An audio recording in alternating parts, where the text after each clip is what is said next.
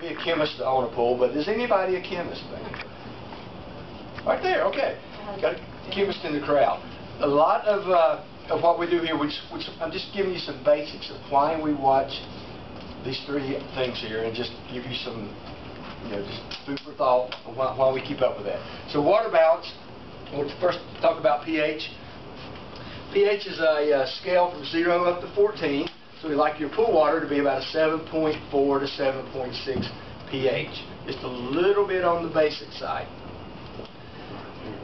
Above that, we tend to have scale-forming tendencies, and acidic, we tend to have corrosion. I'll talk about that in just a minute.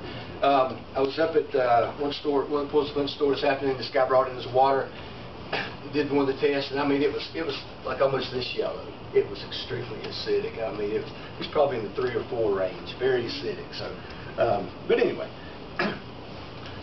If we're on the high side, with pH, again, you're above a 7.6, above an 8, we can get some issues. You may have your water start getting cloudy. And what happens with chlorine, it becomes less active. It just doesn't work as well in the high pH. It slows down its reactions rate. So you may start to see your water cloud because of that. You may get an itchy, dry feel to your skin. And you may see some scale starting to form on the, on the sides of the pool. So that's some issues we can have if we get too high of pH. And if we're on the low side, again, acidic or corrosive environment, we've got some issues there. We got clear water, and we got inefficient chlorine. Actually, chlorine works harder than it needs to. It's like real close to being 100% active. So it works really, really fast, but you're going to burn through a lot of chlorine quicker if you're in an acidic environment. But your water tends to stay real clear. So this is your pool water right here. Just by looking, can you tell if the pH is between a 7.4 or a 7.6? No. New pool owners, can you tell if it's a 7.4 or 7.6? No, you got to test it, okay? If you think your water looks clear and it's perfect, you never test it, you're going to have some problems, potentially. So, it's real important you understand that. You've got to test it, test your pH.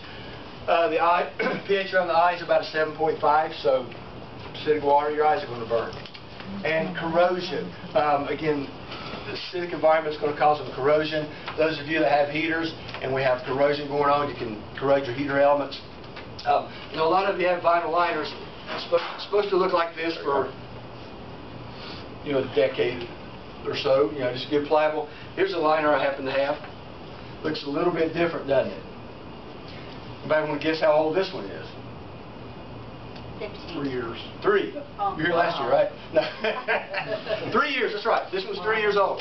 The homeowner came into the dealer once a season at the beginning of the year. pH was always lower than we could test for it, which means it's very corrosive.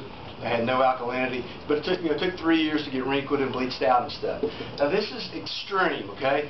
Don't get scared just because your pH drops a little bit below 7 one time that this is going to happen overnight. It's not. It's a process that takes over time. But we want to tell you why we test pH regularly and why we want you to test for it weekly. We just want to keep an eye on it.